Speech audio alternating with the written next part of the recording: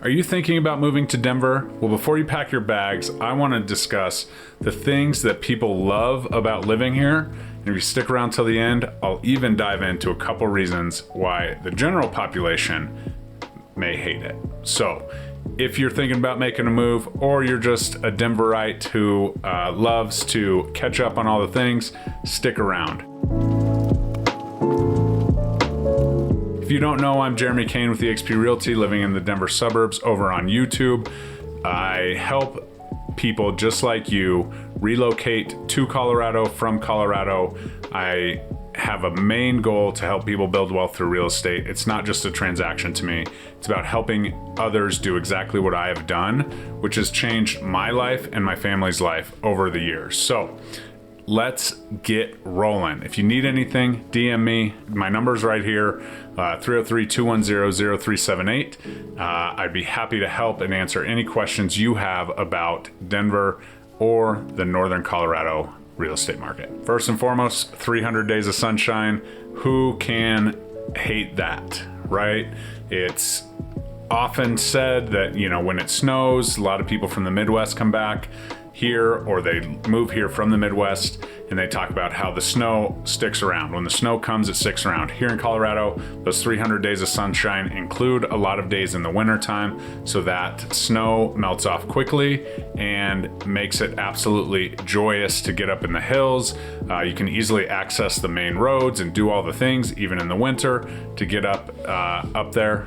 There are some treacherous times, but when you really think about it, on the roads, it's not too bad overall. Next, we have an amazing suburban community vibe, and that's something that is absolutely incredible when you really think about it.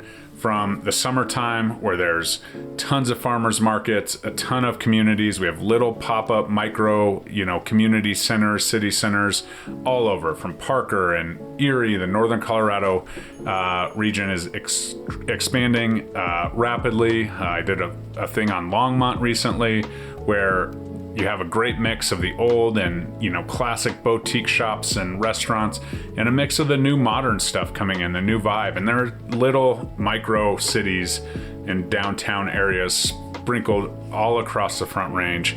And that's something that's really cool. It's given the suburban, lifestyle, a little bit of city, a little bit of culture, the restaurants and all the things. So that's a really cool piece as we go.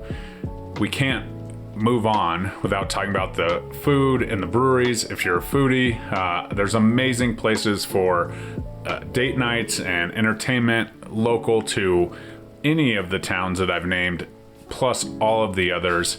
A couple of my favorite breweries: Cerebral Brewing in Congress Park, Bierstadt, Lagerhaus, and Rhino. All of these different micro areas. Denver Brewing Company, of course, Denver Beer Company. There's Highlands and South Downing, Old Town Arvada. And there's just all these breweries popping up everywhere. It does take a little bit to get a brewery up and running. If you're up north, one of my favorites, Horse and Dragon, my good buddy Luke from college, is employee number 2 or 3 there after the owner. So if you're definitely in the Northern Colorado area, check out Horse and Dragon. Tell Luke Jeremy sent you, and he'll definitely take care of you. As far as the restaurants, right, we have Travernetta in Union Station, a modern vibe, upscale Italian, romantic and elegant, so they say.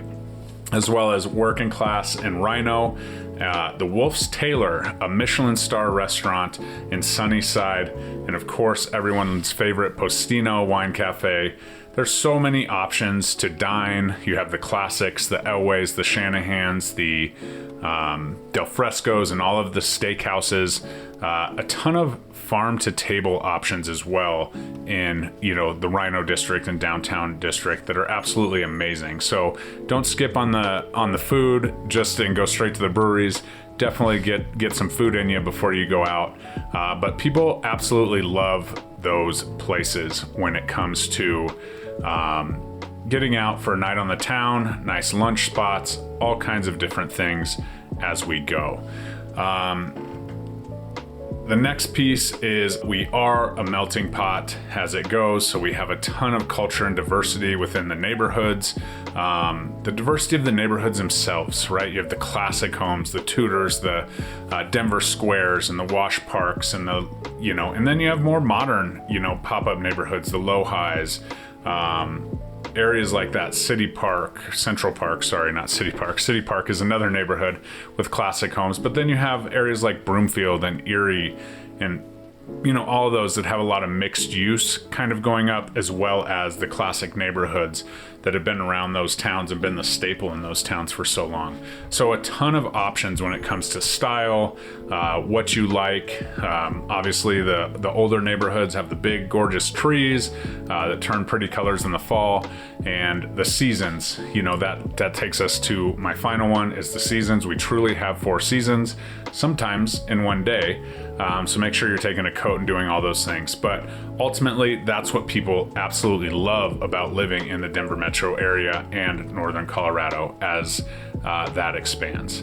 Why you might not like living here: the high cost of living. It is not cheap to live here. A starter home often touches that $500,000 point. We have had a little bit of inventory increase, so you can get into a detached single family home in some areas. I have one right now listed in Denver at $475. So there are opportunities to get in, but some of these numbers, $475 for starter homes, condos and so on, townhomes, they're kind of in that $400, $500 range too in most areas. There are more affordable places to live, but if you love all the downtown and the stuff that's going on and being in it, or being in a nice suburban area, you are going to pay the price. So the high cost of living is certainly there, but knowing where to look. There are little pockets of great areas, great neighborhoods, great homes that are a little bit above kind of that average price point that kind of hovers around that $600,000 mark as we sit today. So the high cost of living is definitely something, but you do have the opportunity to work from a lot of places. A great place to work remotely, as you can get out for a bike ride on your lunch break and so on, that will leave you, on incredible bike trails, creeks, even up into the foothills as we go. And the next is the traffic. As the infrastructure grows, the Valley Highway, also known as I-25, is in a valley. So expanding that in certain areas has proved problematic. And so as we kind of make this happen, the RTD light rail has come in with the transit and so on. However, the congestion for this little cow town that they call Denver, becoming, an elite city, so to speak, has, some people a little bit worried about it. Now, if you're coming from a densely populated area like New York, Chicago, those places, the traffic is non-existent in your situation. However, some of the public transit and the things that people grow to rely on in some of these major cities across the country is there. We're building it, we're trying, but those are the things. So you want to avoid the worst traffic areas, reach out. I'd love to talk to you. We look at everything when it comes to buying homes, as far as your commute time. If you telecommute and you work from home, telecommute, that's an old word. But if you work from home, there's multiple options, but there are great spots if you really want to say, okay, I need a 15-minute drive to get into here. The centrally located hub of Denver and the tech center where a lot of the jobs are absolutely accessible in an affordable way, or maybe not an affordable way if that's not what you're looking for. But you do have options. Let's sit down, let's talk about a plan, and let's see what it's like to live right here in Denver. If you have any questions about Denver, I'm a native, I'm right here, I'm here for you, and I can absolutely answer those questions. Don't go at it alone. I've lived in northern Colorado, I've lived in Denver, I've lived in the areas that I serve, and would be absolutely joy to help you make that decision and maybe eventually be a realtor. So I hope this finds you well. Thanks for tuning in, and like, comment, subscribe, reach out. I'm an open book. There's no commitments as far as answering questions, but my goal again is to help you build wealth through real estate, and the first part of that is finding a primary home where you can grow, and hopefully your investment grows along with it, with Denver growing like it is and all of the things that we have to offer, investing in Denver might have a little higher price point at the start, but by the time you get into it, you're going to appreciate the appreciation that is available in Denver over time. So we'll see you next time. Bye-bye.